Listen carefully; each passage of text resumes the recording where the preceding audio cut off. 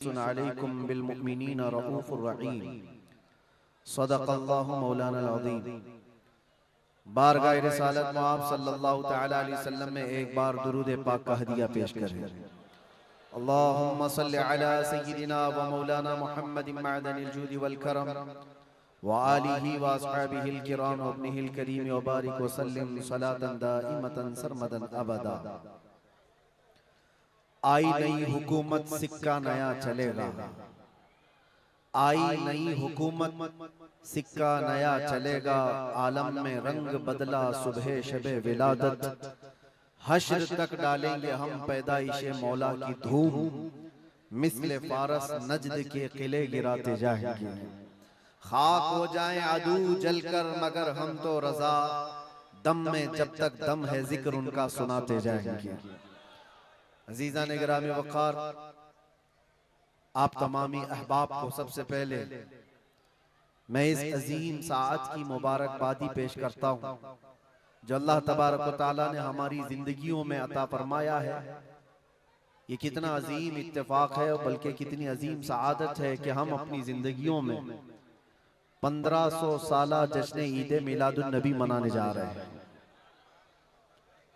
अल्हम्दुलिल्लाह, ये रसूल करीम सल्लल्लाहु तआला अलैहि वसल्लम की विलादत बासआदत का 1500 सालाना जश्न ईद मिलाद हम सुन्नियों की किस्मत में मनाने आ गया है। एक बात आपको बताता चलूं कि हुजूर पाक सल्लल्लाहु तआला अलैहि वसल्लम की विलादत की खुशी मनाना ये अल्लाह तबारक व तआला ने किस्मत वालों को अता फरमाया है। जिसकी किस्मत अच्छी है वो हुजूर पाक के जिक्र से खुश भी होता है, फलता भी है और फूलता भी है। और जिसकी किस्मत फूटी है वो जलता भी है, जलाता भी रहता है। हमें आज उससे गरज नहीं।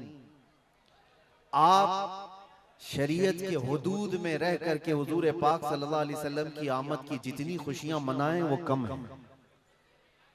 जितना हुक्म हमें दिया गया है उन सारी खुशियों के साथ आप लोग मियां साल भर में एक बार थोड़ी ना मीलाद मनाने की खुशी है। और एक साल ही नहीं, हमारा मसलक तो ये है कि इस साल ही ईद मिलाद नहीं मनाएंगे, बल्कि हश्र तक डालेंगे हम पैदाइशे मौला की धूम। और बल्कि ये अपना अकीदा बना करके चलो, दम में जब तक दम है जिक्र उनका सुनाते जाएंगे। और हो सकता है प्रोग्राम के लिए, स्टेज के लिए और फिर माहौल बनाने के लिए परमिशन लेना पड़ता हो, लेकिन हुजूर पाक का जिक्र करने के लिए किसी सुन्नी को किसी के परमिशन की जरूरत नहीं। आशिक रसूल उसका अकीदा तो ये है, मैं वो सुन्नी हूं जमीले कादरी, मरने के बाद मेरा लाशा भी कहेगा अस्सलातु वस्सलाम।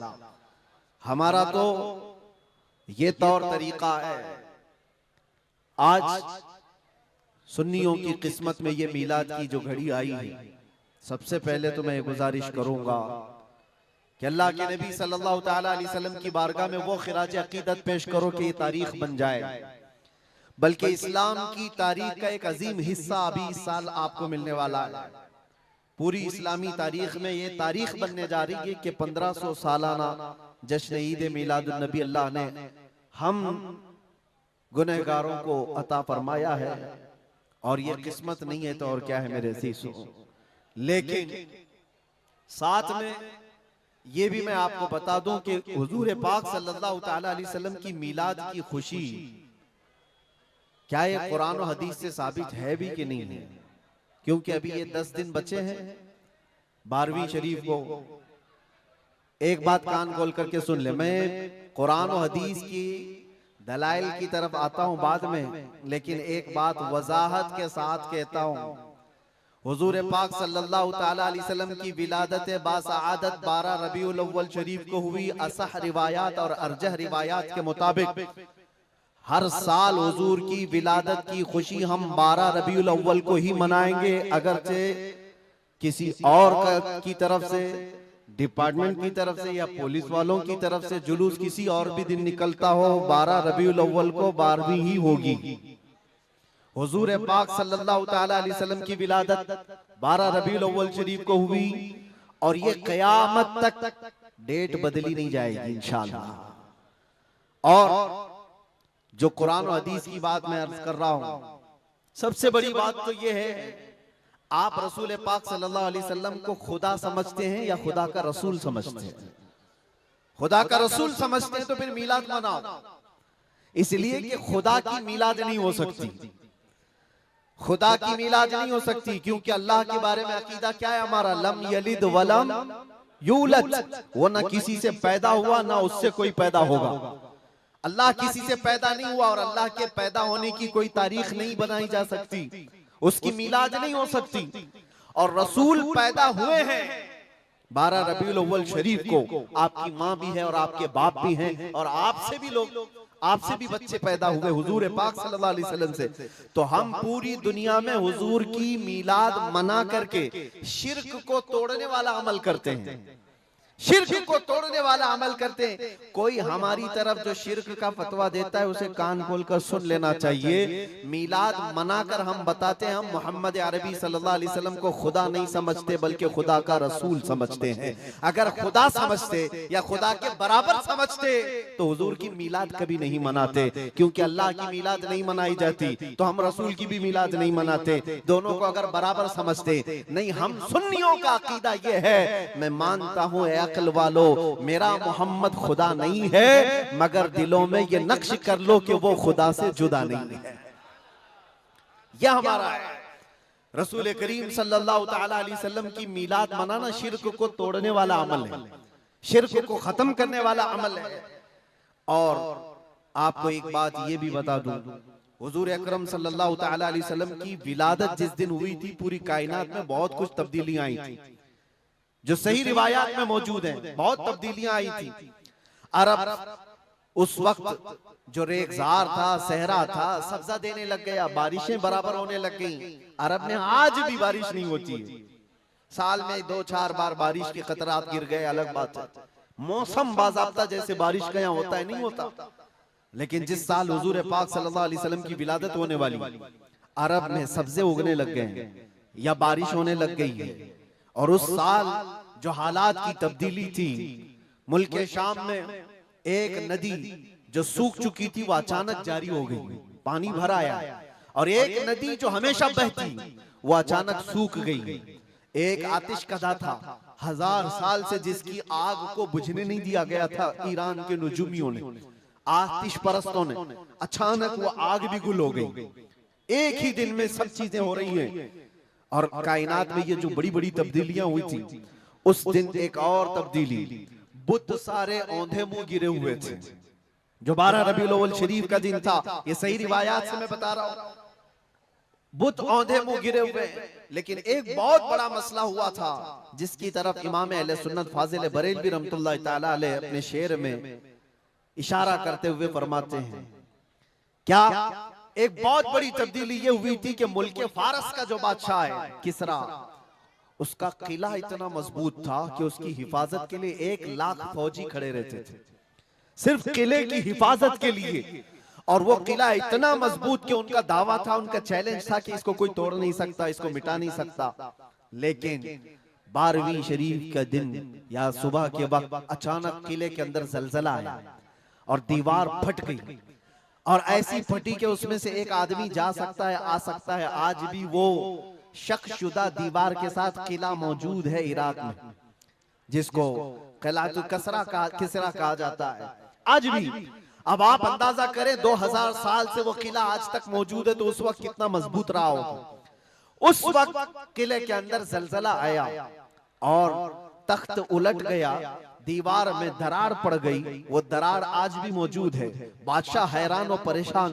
दूसरे दिन सारे नजूमियों को बुलाया गया और पूछा गया कि ये क्या माजरा है कि इतना मजबूत किला कैसे ये टूट गया, या इसकी दीवार में शगाफ कैसे आ गई है। तो सारे नजूमियों ने अपने इल्म के मुताबिक जो नतीजा निकाला, बादशाह से कहा दर हकीकत ये जलजला आम जलजला नहीं है, ये तेरी दीवार का टूट जाना ये आम सी बात नहीं है। हमारा इल्म ये बता रहा है कि इस रुए जमीन पर अल्लाह का कोई नबी पैदा हुआ है जो तेरी सल्तनत को खत्म करने वाला है।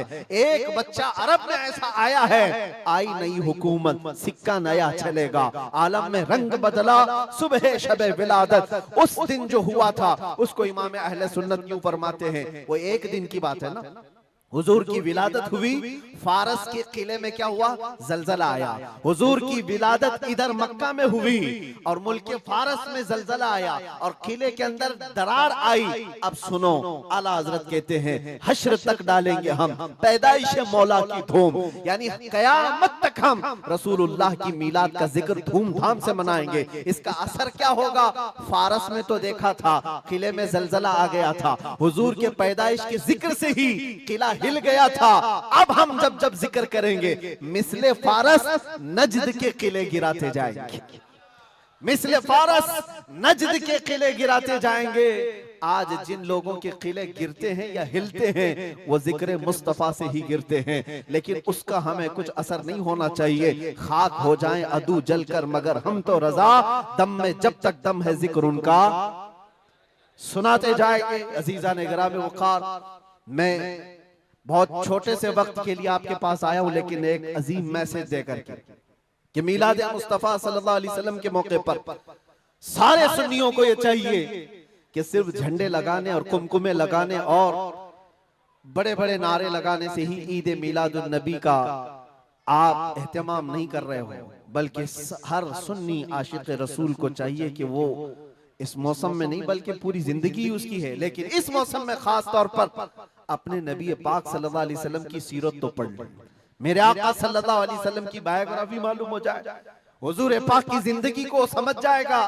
तो मेरे अजीजों, ये हवाओं के झोंकों से उसका कभी कुछ बाल बेका नहीं हो सकता। जो नबी पाक सल्लल्लाहु अलैहि वसल्लम को पढ़ा हुआ है वो तूफानों और आंधियों में अपना मजहब नहीं बदल सकता, वो लोगों की लालच पर अपना दीन का सौदा नहीं कर सकता। ये वही लोग हैं जो दीन के सौदा करते हैं जिन्होंने अपने नबी को नहीं पढ़ा। हुजूर पाक सल्लल्लाहु अलैहि वसल्लम को जिन आंखों ने एक बार देखा है वो सहाबा की जिंदगी तो देख लें, उनको खोलते हुए तेल में भी डाल दिया गया, मगर दामन मुस्तफा से हाथ हटाना तो दूर की बात है, जुबान पर लफ्ज लाना भी उन्होंने कभी गवारा नहीं किया। जानते हो, 3 भाई थे, ये कलयुगी में एक हिकायत लिखी हुई है, 3 सगे भाई थे, एक ईसाई बादशाह ने गिरफ्तार कर लिया, तीनों जवान थे, 20 से 30 साल के बीच में, और बादशाह ने कैद करके उनको सबसे पहले क्या कहा, तुम अपना दीन बदल लो, धर्म परिवर्तन कर लो, मोहम्मद अरबी सल्लल्लाहु अलैहि वसल्लम के जो कसीदे गाते हो छोड़ दो। लेकिन देखो, याद रखो, उसमें से जब बादशाह ने ये बात रखी तो उन्होंने कहा नहीं, हमारा दीन इतना सस्ता नहीं है कि हम तुम्हारी कैद में आते ही बदल डाले। उसने कहा अगर तुम बदल लोगे तो मैं तुम्हें अपने वजारत में सिपाहियों में बड़े मनसब पर रखूंगा। नहीं माना, ठुकराया। बादशाह ने क्या कहा, इसकी सजा तुम्हें भुगतने के लिए तैयार रहनी होगी। तैयार। बहुत बड़े एक कढ़ाई में तेल को लाकर खोलते हुए तेल में उसमें से सबसे बड़े भाई को डालने का हुक्म दिया। बादशाह ने जैसे हुक्म दिया, जल्लाद आया और उन 3 भाइयों में से एक को उठाया और खोलते हुए तेल में डाल दिया। अंदाजा करो, मोमबत्ती पर अगर तुम्हारी उंगली भी लग जाए ना तो चमड़ी जल करके निकल आए, और पता नहीं कितने दिन तक इसकी जलन आपको होती रहे। लेकिन एक पकते हुए तेल में डाला जा रहा है, डाल दिया, जिस्म पूरा चरमरा गया। थोड़ी देर गुजरी, 2 भाई और मौजूद, दूसरे को बुलाया गया, देखा तुम्हारे भाई का हश्र क्या हुआ है, तुम अगर बादशाह की पेशकश को कबूल कर लो तो शायद तुम्हारी जान बच सकती है। दूसरे ने मुस्कुराया और कहा वही शायद उनकी ही जुबान थी जो बरेली से यूं आती है, जिंदगी ये नहीं किसी की किसी के लिए, जिंदगी है नबी की नबी के लिए। मेरे बड़े भाई को जलाने के बाद अब तो तुमने और भी मुश्किल कर दिया है फैसला। मैं इस बात के लिए तैयार हूं कि इससे बड़े तेल में भी मुझे डाला जाए, लेकिन जुबान पर मेरे मुस्तफा के दामन को छोड़ने वाली बात कभी नहीं ला सकता। दूसरे भाई को भी उठाया गया और खोलते हुए तेल में डाल दिया। दो भाइयों की शहादत हो गई जगह पर ही। वो तेल में डालना जुबान पे अल्फाज हो सकता है, आसानी से हम बोल रहे हैं और आप आसानी से सुन रहे हैं। प्रैक्टिकल जिसके साथ होगा वो अंदाजा कर सकता है दर्द और कर्ब किसको कहते हैं, शिद्दत की तकालीफ किसको कहते हैं। मेरे अजीजों, तीसरा जो नौजवान था वो बहुत ही कम उम्र का था, 22 से 23 साल का होगा। बादशाह का जो वजीर वहां पर था, उसने देख करके बादशाह से कहा, इस लड़के को मेरे हवाले कर दीजिए, मैं इसको बदल करके लाऊंगा, मेरा चैलेंज है। क्यों जान इसकी भी ले लेंगे, मैं इसको बदल करके लाऊंगा।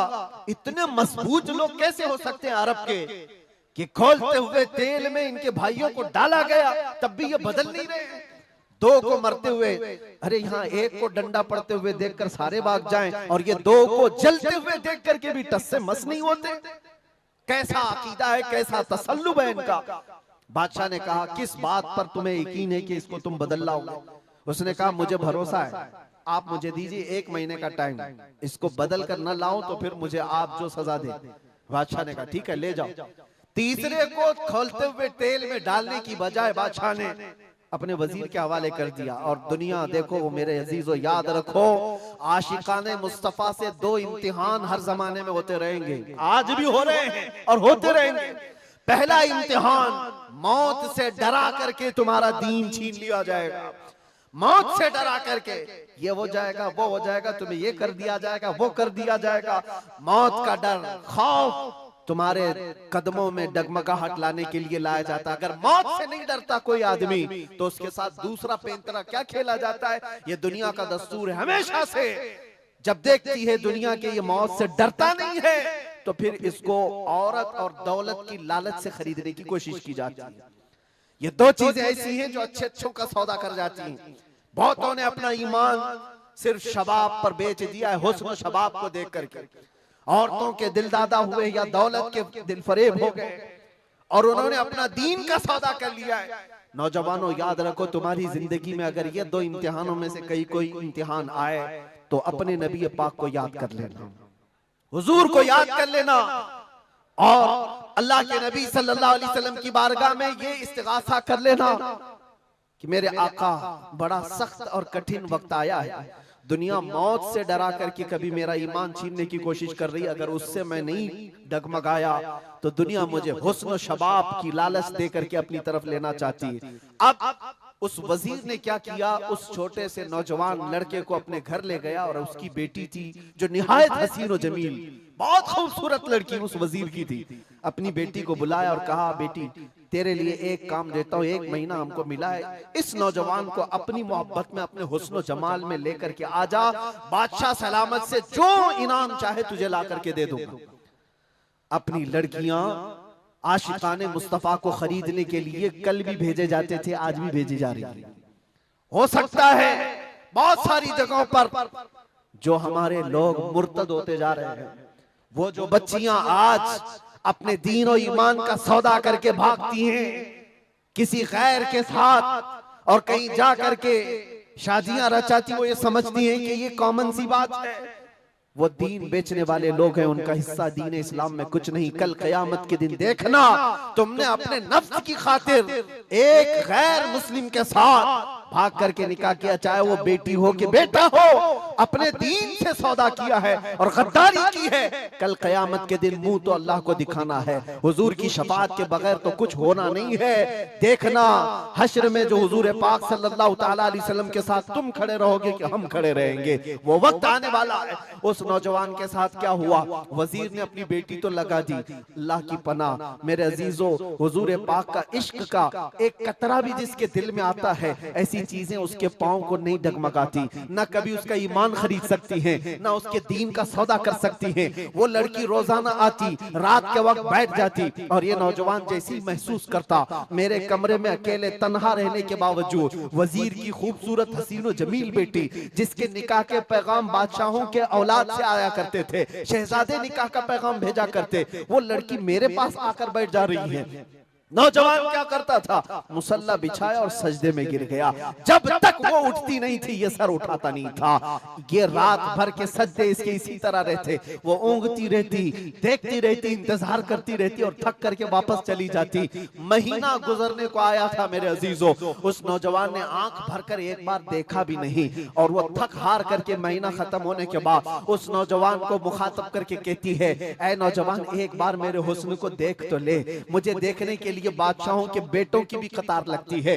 कई बड़े बड़े लोग पैसों के अंबार लगा सकते हैं मेरे हुस्न को देखने के लिए। एक तू है कि मैं आता हूं तो मुसल्ले पे गिर जाता है। उठ एक बार देख तो ले, मुझे अल्लाह ने कैसा हुस्न दिया है, कैसा जमाल दिया है, एक बार देख तो ले। उस नौजवान ने आंखें झपकाए बगैर, पलटे बगैर जवाब दिया कि ऐ खातून तू अपना ये हरबा इस्तेमाल करना बंद कर दे, ये तेरा काम मुझ पर चल नहीं सकेगा।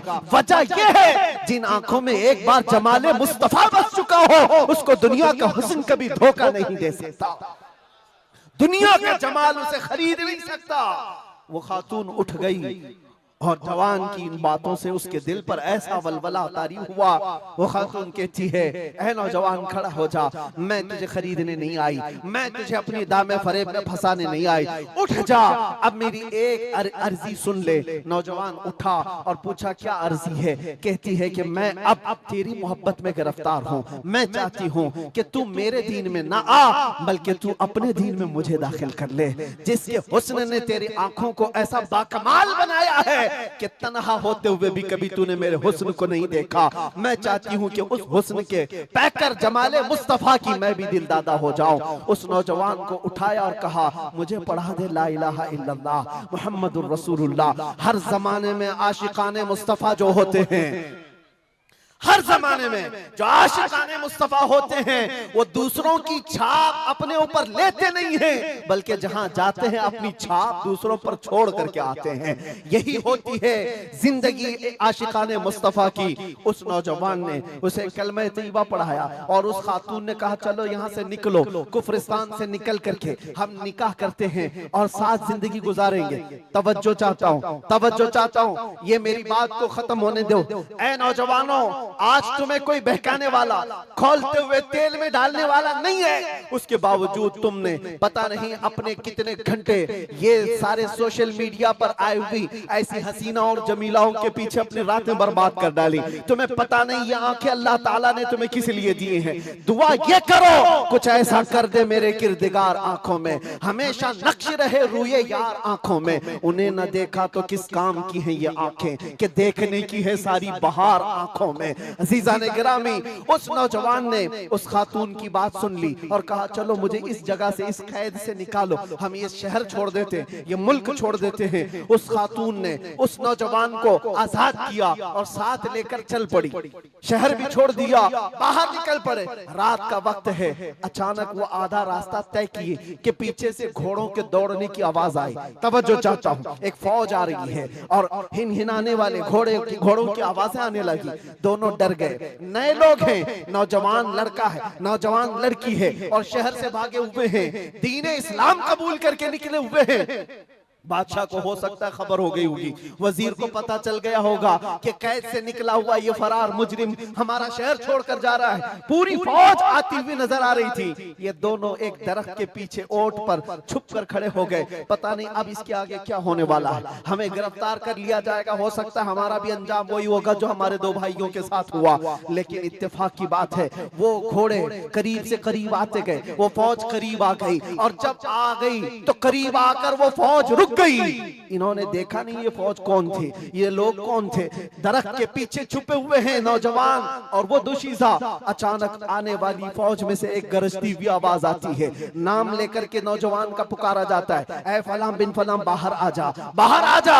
बाहर ये नौजवान आता है तो देखता है बादशाह की फौज नहीं है, वजीर की फौज नहीं है, बल्कि वो दोनों शहीद भाई घोड़े पर सवार है और सारी फौज में रसूलुल्लाह के वो शहीद सहाबा तशरीफ लाए हुए हैं।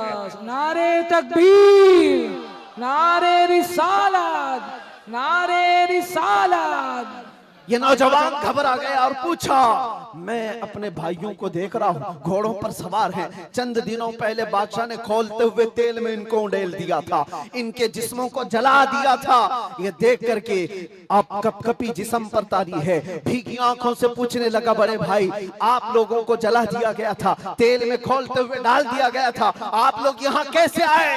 दोनों भाइयों ने कहा, ऐ मारे नन्हे भाई, क्या तूने कुरान की आयत नहीं पढ़ी? वला तक़ूलू लिमन युक़तलु फी सबीलिल्लाहि अमवात, अल्लाह की राह में जो मारे जाएं उन्हें मुर्दा न कहो। नौजवान ने पूछा, तुम्हें दर्द कितना हुआ होगा जब जलाया गया था, खोलते हुए तेल में डाला गया था, कर्ब कैसा था, तकलीफ कैसी थी? तवज्जो चाहता है नौजवानों, इश्क़ मुस्तफा में बर्दाश्त किया हुआ दर्द कुछ नहीं होता है। उन नौजवानों ने कहा, दर्द कौन सा, कर्ब कौन सा, तकलीफ कौन सी? तूने हमें डालते हुए देखा है, खोलते हुए तेल में, जलती हुई चमड़ी देखा है, लेकिन हमें दर्द का एहसास नहीं हुआ, इसलिए कि जिस वक्त जल्लाद हमें तेल में डाल रहा था, सामने तो हमें जमाले मुस्तफा नजर आ रहा था। जहां मुस्तफा का हुस्न हो, फिर दर्द किस बात का, कर्ब किस बात का? इसीलिए तो सहाबा का ये नारा था, या रसूलुल्लाह या रसूलल्लाह कुल्लु मुसीबतिन बादका जुललुन, ऐ अल्लाह के रसूल अगर आप हैं तो फिर हर मुसीबत हल्की है,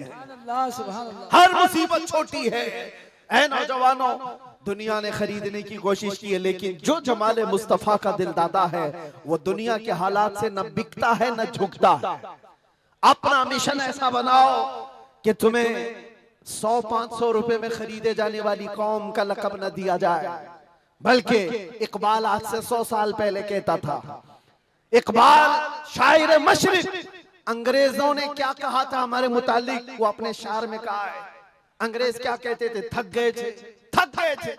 आपको क्या पता है हिंदुस्तान की इस आजादी में जितने आज बड़े बुलंद बांग दावे किए जाते हैं, पता है नौजवानों, तारीख याद रखो, 30,000 उलमाए अहले सुन्नत को इन्होंने दिल्ली से लेकर कश्मीर तक हर झाड़ी पर फांसी पे लटकाया हुआ था। 30,000 उलमाए अहले सुन्नत। काला पानी की सजा अंडमान निकोबार में किसको दी गई थी? अल्लामा फजले खैराबाद, इनायत अहमद काकोरवी, जिनकी पीठ की हड्डी तोड़ दी गई थी, खड़े नहीं हो सकते थे।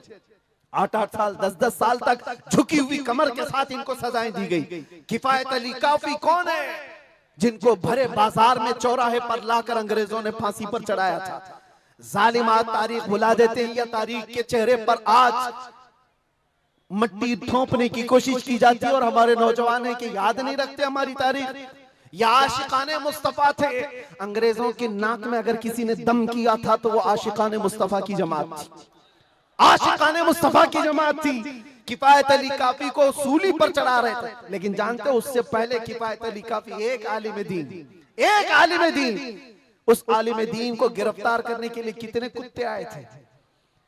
3,000 अंग्रेजों की फौज ने मिलकर के एक आलिम दीन को गिरफ्तार किया था। हमेशा से यही तारीख रही है, हमेशा से। इसलिए कि पता है कि रसूलुल्लाह सल्लल्लाहु ताला अलैहि वसल्लम का शेर 1-2 के काबू में आ भी नहीं सकता, हमेशा घेर कर मारने की आदत कुत्तों की रही। करबला में भी तो यही हुआ, अकेले इमाम हुसैन के साथ सुबह से लेकर दोपहर तक लड़ते रहे, और आपको पता है एक हुसैनी जवान ने 200 यजीदियों को मार डाला है, एक ने।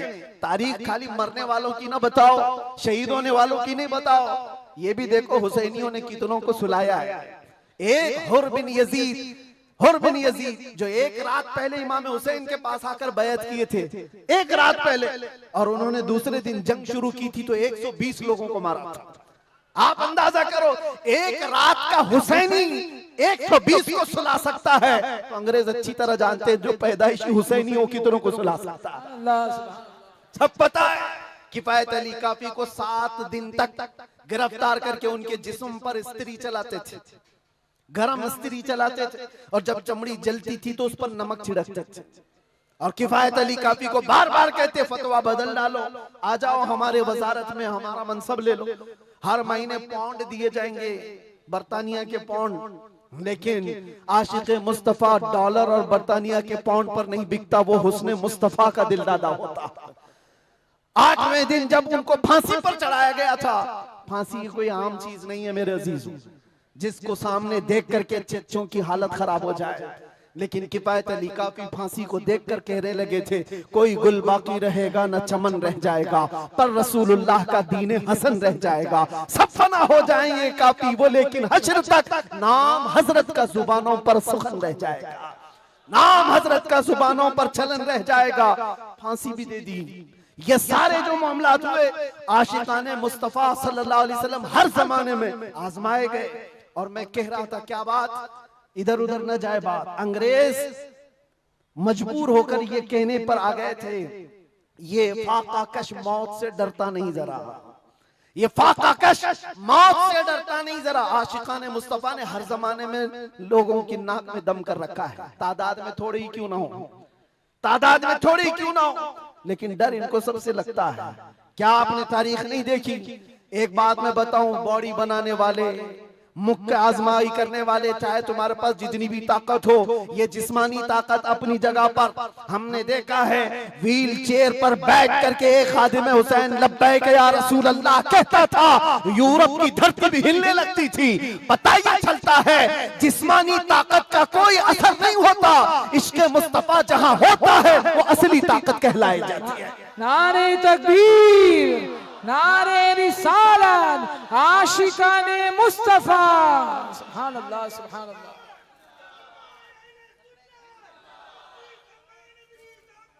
जिंदाबाद, अल्लाहु अकबर, आला हजरत, आला हजरत, आला हजरत, आला हजरत, अल्लाहु अकबर, या रसूल अल्लाह, जिंदाबाद, जिंदाबाद। मेरे अजीजों, बात सिर्फ इतनी है, यही मैंने एक साहब से पूछा था कि मियां तकरीरें बहुत होती हैं, भाषण भी बहुत होते हैं, क्या क्या नहीं कहा जाता। हमने खाली कुछ देर की खामोशी ही तो कहा था। खामोशी कहना क्या इतना बड़ा जुर्म बन गया? वो तो आप सबको भी पता है कहां कहां से हमारे जुलूस निकाले गए, कहां कहां का क्या क्या देखा। बहरहाल मैं वो दास्तानें बताने नहीं आया हूं, लेकिन इतनी बात मुझे आज भी एहसास दिलाती है, ये अल्लाह का करोड़ा एहसान है। तुमने मुझे हथकड़ियां पहनाई है, घुमाया, जहां भी रखा, जिस तरह भी रखा। 8 महीने क्या 8 साल रखते या 80 साल अगर उम्र होती तो रखते, इससे फर्क नहीं पड़ता। डर तो ये था कि चोरी में नहीं ले गया, डकैती में नहीं ले गया, रेप में नहीं ले गया, मर्डर में नहीं ले गया। दुनिया को तुम्हें बताना पड़ेगा इस आलिम को क्यों ले गया, तो तुम पुकार करके यही कहोगे इश्क़ मुस्तफा की बात करता था इसलिए ले गया। सुभान अल्लाह, लब्बैक लब्बैक लब्बैक या रसूल अल्लाह, लब्बैक लब्बैक लब्बैक या रसूल अल्लाह, लब्बैक लब्बैक लब्बैक। हमारा जुर्म यही तो है, दुनिया को तुम्हें बताना होगा क्या जुर्म किया था। अपनों को भी बताओ और दूसरों को भी बताओ। इसलिए मेरे अजीजों, कई मर्तबा ऐसा हुआ कि हमने अपने साहबों से पूछा भी था कि बात क्या है, छोटी सी बात को इतना ज्यादा क्यों बनाया गया। उन्होंने कहा बात छोटी है, लेकिन हमको ऐसा लग रहा है कि कई सालों से जो मरे हुए वो भी खड़े होने लग रहे हैं, कई सालों से जो सोए हुए हैं वो भी उठने लग रहे हैं। हम नहीं चाहते कि इस तरह का माहौल बन जाए, लेकिन याद रखना मेरे अजीजों, इश्क़ मुस्तफा पर बात करना, इज्जत मुस्तफा का चर्चा करना, अगर ये जुर्म है तो ये जुर्म मौत तक 1000 बार हम करते रहेंगे, 1000 बार करते रहेंगे। इसलिए कि इससे कोई समझौता नहीं। हाँ, हम कानून के खिलाफ कोई बात नहीं करते। अगर अपने नबी पाक की इज्जत की बात करना जुर्म है तो ये जुर्म तो हम करते ही रहेंगे, ये करता रहे, हर नौजवान भी करेगा। नाम मुस्तफा लेना कोई जुर्म नहीं है, हुजूर की इज्जत की बात करना कोई जुर्म नहीं है। लेकिन एक साहब ने कहा, मुझसे कहा कि मुफ्ती साहब आप बयान करो, जितना करना है अपने नबी की तारीफ करो, जो करना है करो, लेकिन आप ये दूसरों को कुत्ता क्यों बोलते हो, ये सारी चीजें क्यों कहते हो। मैंने कहा अगर आपकी माँ को कोई बदकार कह दे, आपकी माँ को कहे कि बदकार है, तो आपको कैसा लगे। तो वो खड़े हो गए, कहा मेरी माँ को क्यों मिसाल में ला रहे हो, आप मेरी माँ के बारे में मिसाल क्यों दे रहे हो। मैंने कहा अभी तो मिसाल ही दिया, गाली नहीं दिया, खाली मिसाल, सपोज, एग्जाम्पल, इस पर आप इतना भड़क गए। याद रखो मेरे अजीजों, आप अपनी माँ से जितना मोहब्बत करते हैं, करोड़ों माँ से ज्यादा एक सुन्नी आशिक रसूल अपने नबी से मोहब्बत करता। हमारी जाने कुर्बान उस नबी पाक की जात पर।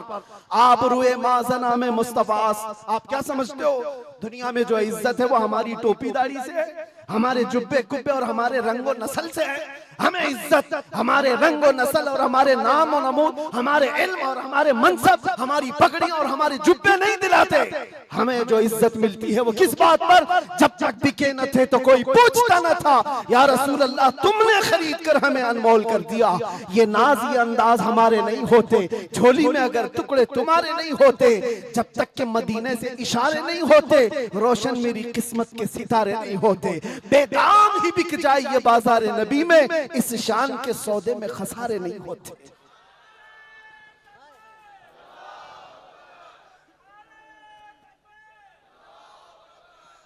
बात मैं अभी खत्म करने आ रहा हूं, बस आप इस बात को अंदाजे में रखो मेरे अजीजों।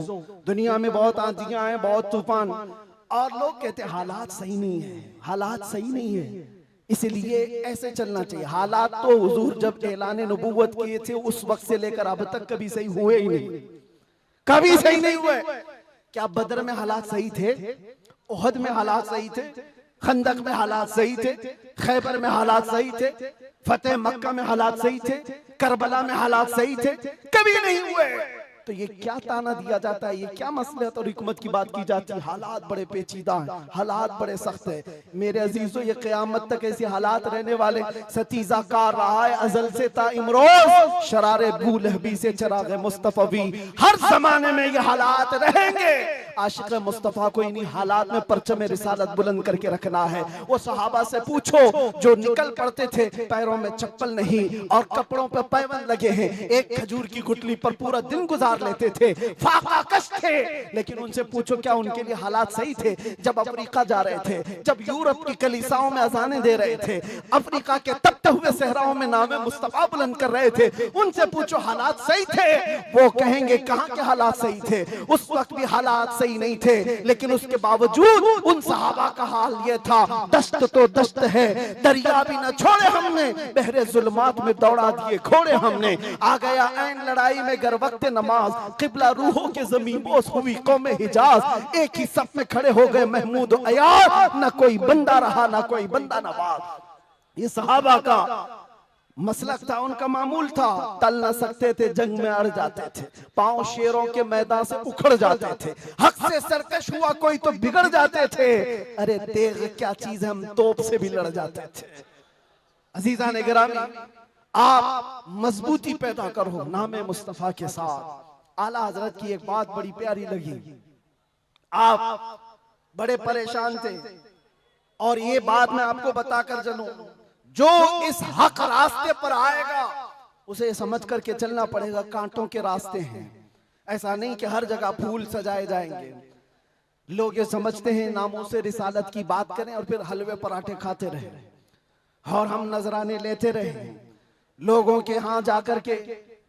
लोगों को ऐसा लगता है, आज मैं इस बात की वजाहत करता हूँ, वल्लाह बिल्लाह तल्लाह, कभी मुझे फकीर की कभी ये ख्वाहिश नहीं होती कि लोग मेरे नाम का नारा लगाएं, कभी नहीं। जो नारा लगे वो मेरे मुस्तफा के नाम का हो। हमारी अपनी कोई इज्जत नहीं है, हमारा इस्तेकबाल करना कहीं पर किसी के लिए वाजिब नहीं। आपकी मोहब्बत सर आंखों पर, लेकिन मैं इसका आशिक नहीं और ना ही इसका ख्वाहिशमंद, ना ही बुलंदो बाला इस्तेकबाल के साथ बड़ी गाड़ियों में आना, ये ताम झाम, कभी मुझे इस चीज की ख्वाहिश नहीं रही। और अगर ऐसी ख्वाहिश होती तो इस गली में आकर के आपसे बयान नहीं कर रहा होता। हमने लाखों का मजमा भी देखा है, लेकिन एक बात है, इस रास्ते पर चलने वाले को ये सोच करके चलना होगा कि आजमाइश होगी और इम्तिहान होगा।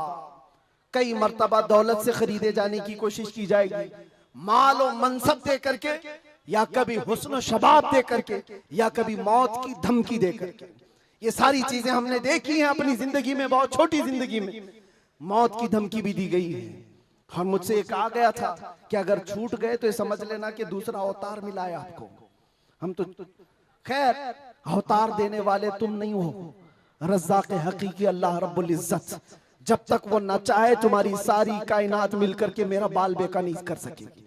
और अगर अल्लाह तबारक व तआला चाहे तो मच्छर और चूंटी से भी मौत हो सकती है। अल्लाह ना चाहे तो मोदी योगी से भी कुछ नहीं होता।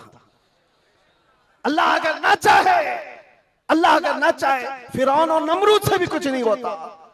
और अगर अल्लाह चाह ले तो मच्छर से नमरूद भी मर सकता है और पानी से फिरौन भी हिलाक हो सकता है। हमारा अकीदा ये है, हमें उस बात का डर नहीं है। हमारी जिंदगी जब तक लिखी हुई है वो रहेगी और मौत आनी है तो आनी है। लेकिन इतना याद रखो मेरे अजीजों, क्या ही खूब है बिस्तर पर पांव रगड़ रगड़ करके मरने से बेहतर है कि नामे मुस्तफा बुलंद करके दुनिया से जाए। बुज़दिलों के साथ जाने से बेहतर है आशिकों की जमात में जाए। और आजमाइश तो होगी, इम्तिहान तो होगा। सहाबा के साथ क्या नहीं हुआ? उनके माल, उनकी औलाद, उनके घर बार सब लूट लिए गए थे मक्का में। आजमाइश ऐसी थी कि वो पूरा पूरा दिन एक खजूर की गुठली पर गुजारा करते थे। और जंगें ऐसी उन पर मुसल्लत कर दी गई थी कि उनको अमन नाम की कोई चीज ही नहीं मिलती थी। हर घड़ी एक जंग से निकले दूसरी जंग, दूसरी से तीसरी। हुजूर पाक की वफादारी के साथ इम्तिहान तो होगा। आज मिलाद मुस्तफा है, नबी करीम सल्लल्लाहु ताला अलैहि वसल्लम के 1500 साला जश्न ईद मिलाद की हम तैयारियों में अपने ईमान को मजबूत करो, अपने अकीदे को मजबूत करो, इश्क रसूल इतना बढ़ा लो। मैं कभी कोई तलवार बंदूक बारूद की बात नहीं करता, ना ही मैं कभी कोई खुफिया मीटिंग करता हूँ, ना ही मैं कभी कोई तंजीम की बात करता हूँ कि तुम इस तरह की तंजीमें बनाओ, खुफिया मीटिंगें करो, लड़ने भिड़ने के मंसूबे बनाओ। नहीं, जो हमारी बात रिकॉर्ड कर रहे हैं वो भी सुन ले। मैंने कभी नौजवानों को लड़ने भिड़ने के लिए तैयारियां करने की कभी बात नहीं की। अरे मियाँ, मैं तो ब्लेड और चाकू की भी बात नहीं करता, प्लास्टिक की भी नहीं बात करता। मैं सिर्फ ये चाहता हूँ सर से लेकर पैर तक इश्क मुस्तफा में ऐसे ढल जाओ जिस गली से गुजरो मदीने की खुशबू आने लगे। तुम्हारा चलना फिरना कई कीड़ों की मौत का सबब बन जाएगा। आपको किसी हमले की जरूरत नहीं, आपको किसी पर अटैक करने की जरूरत नहीं। अपने दिल के अंदर इश्क मुस्तफा ऐसा बिठाओ, ऐसा बिठाओ। हमने देखा है मेरे अजीजों, हमने तन्हाई में बैठ के भी दिन गुजारे हैं और कई ऐसों के बीच में भी बैठ के दिन गुजारे हैं। हमारी अपनी तारीफ के लिए नहीं कह रहा, जहां ऐसे क्रिमिनल लोगों के बीच बैठते थे जो 20-20 साल से क्राइम में मुब्तला हैं, छोटे मोटे नहीं, मर्डर भी, रेप भी, ड्रग्स भी, सब उनके बीच बैठ करके देखा है। जब हुजूर पाक की बात की जाती है तो उनकी आंखों में भी आंसू आते हुए देखा है और तौबा करते हुए भी देखा है, रमजान में तरावी पढ़ते हुए भी देखा है। मैंने ये महसूस किया है दुनिया का एक ही इलाज है, इस उम्मत का एक ही इलाज है, वो मेरी बात का आखिरी हिस्सा है। इस दुनिया का एक ही इलाज है कि मोहम्मद से वफा तूने तो हम तेरे हैं, ये जहां चीज है क्या लौह कलम तेरे हैं। लब्बैक या रसूल अल्लाह, या अल्लाह या रहमान या रहीम, दिल माराकुन मुस्तकीम बिहक़्क़ि इय्याका नअबुदु व इय्याका नस्तईन। मालिक व मौला परवरदिगारा करीमा कारसाज़ा, तेरी दी हुई तौफीक से हमने जो कुछ भी पढ़ा और जो कुछ भी बयान किया और सुना, सब पर हमें अमल की तौफीक अता फरमा। हमारे इस जलसे पाक को अपनी बारगाह में शर्फ़ कबूलियत अता फरमा। ए रब्बे करीम, इस जलसे ईद मिलादुन नबी को हमारी नजात का जरिया बना दे, हमारी बख्शिश का सामान बना दे। ए अल्लाह, हम सब के गुनाहों का कफ़ारा बना दे। जितने बच्चे, बूढ़े, जवान, मर्द, ख़वातीन इस जलसे पाक में हाजिर है मौला, इस जलसे से निकलने से पहले सबकी बख्शिश का ऐलान फरमा दे। अल्लाह, नाम मुस्तफ़ा के लिए हाजिर आए हुए ये चेहरे हैं, इश्क़ मुस्तफ़ा की भीख मांगते मौला, हमारे दिलों से हुब्बे दुनिया को ख़त्म फरमा दे, हमारे दिलों पर दूसरों का रौब और खौफ ख़त्म फरमा दे। अल्लाह करीम, इस दिल को तेरे दरबार में पेश करते इसमें इश्क़ मुस्तफ़ा अता फरमा दे। अल्लाह, हमारा दिल धड़कता रहे तो तेरे नबी पाक के नाम से धड़कता रहे। हम सबको नामूस मुस्तफ़ा के सिपाहियों में शुमार फरमा। अल्लाह, इस पूरे इलाके को मरकज़ इश्क़ रसूल बना दे। अल्लाह, हमारी नस्लों में क़यामत तक आशिकाने मुस्तफ़ा पैदा फरमा। हमारी औलाद को, हमारी नस्लों को, हमारे ख़ानदान को बदअक़ीदा और गुमराह होने से महफूज फरमा। या रब्बल आलमीन, या अकरमल अकरमीन, जिस तरह इन्होंने इस जलसे को सजाया है, इनको और हम सबको हमारी कब्रों को सजाने की तौफ़ीक़ अता फरमा। अल्लाह, हम सब की कब्रों को रोशन फरमा दे। या रब्बल आलमीन, या अकरमल अकरमीन, हमारी माओं, बहनों, बच्चियों, बेटियों, बहुओं, बीवियों, सबको हमने तेरे हवाले कर दिया, उनकी इज्जतों की हिफाजत फरमा। ऐ अल्लाह ए करीम खुदा, हम सब में जो बीमार हैं उन्हें शिफा अता कर दे, जो भी औलाद है उन्हें साहब औलाद बना दे, और जो कर्ज में डूबे हुए उनके कर्जों में आसानियां अता कर दे। ऐ अल्लाह, जो बेरोजगार है उन्हें हलाल रोजियां अता फरमा, जो नाहक मुकद्दमे और जेलों में हो उनको आज़ाद फरमा दे। ऐ करीम खुदा रहमर राहिमीन, मौला तेरे दरबार में आखिर में ये इल्तिजा है, न जाने ये आंखें कब हमेशा के लिए बंद हो जाए। इन आंखों के बंद होने से पहले एक बार तेरे हबीब पाक के चेहरे की जियारत नसीब फरमा। ऐ अल्लाह, दुनिया में हर आफत से बचाना मौला, उक़बा में न कुछ रंज दिखाना मौला, बैठे जो दरे पाक पैगंबर के हुजूर ईमान पे उस वक्त उठाना मौला। कुछ ऐसा कर दे मेरे किरदगार, आंखों में हमेशा नक्श रहे रूए यार आंखों में, उन्हें न देखा तो किस काम की हैं ये आंखें कि देखने की है सारी बहार आंखों में। ऐ अल्लाह, हमारी दुआओं को तेरे हबीब पाक के नालैन के सदक़े कबूल व मकबूल फरमा। इन्नल्लाह व मलाइकतहु युसल्लूना अलन नबी या अय्युहल्लज़ीना आमनू सल्लू अलैहि व सल्लिमू तस्लीमा। अल्लाहुम्मा सल्लि अला सय्यिदिना मुहम्मदिन मअदनिल जूदि वल करम व आलिहि व अस्हाबिहिल किराम व इब्निहिल करीम व बारिक व सल्लिम। दअवाहुम फीहा सुब्हानक अल्लाहुम्मा व तहिय्यतुहुम फीहा सलाम व आखिरु दअवाहुम अनिल हम्दुलिल्लाहि रब्बिल आलमीन। जब दमे वापसी हो या अल्लाह, जब दमे वापसी हो या अल्लाह, लब पे जारी हो बस ला इलाहा इल्लल्लाह मुहम्मदुर रसूलुल्लाह। एक ऐलान मेरी तरफ से, जुलूस ईद मिलादुन नबी सल्लल्लाहु अलैहि वसल्लम आएगा तो है नौजवानों, पूरी दुनिया आपको देख रही होगी। मेरा ये बयान हर आशिक रसूल तक पहुंचे। पूरी दुनिया उस वक्त आपके चलने फिरने के अंदाज को देख रही होगी। बड़े बड़े डीजे लाना और उस पे गानों की धुन की तरह थिरकना इस्लाम में हराम है, हराम है, हराम है। और एक हराम काम से अपने नबी पाक की मिलाद नहीं मनाई जा सकती। याद रखो, तुम अगर अपना एंटरटेनमेंट करना चाहते हो तो किसी और जगह जाकर करो, मिलाद मुस्तफा को बर्बाद ना करो। मेरी ये गुजारिश है हर नौजवान को, आप सुन्नत मुस्तफा सल्लल्लाहु अलैहि वसल्लम में मलबूस हो जाए और खूब खुशबू लगाए, खूब खैरात करे, और नारे भी हो, हुजूर की नातें भी हो सब जगह, लेकिन डीजे के जरिए से या उस दिन नशा करके दूसरों को तकलीफ पहुंचाना और अपने जिस्म को तकलीफ पहुंचाना अल्लाह के नबी सल्लल्लाहु अलैहि वसल्लम को ईजा देने के बराबर है। हुजूर तो ये फरमाते हैं, तुम्हारे तलवों में कांटा भी चुभे तो उसका दर्द मुझे होता है। आप अंदाजा करो, उम्मत मुस्तफा हो और हुजूर पाक को ईजा देना और दर्द देना आपका मजहब नहीं हो सकता।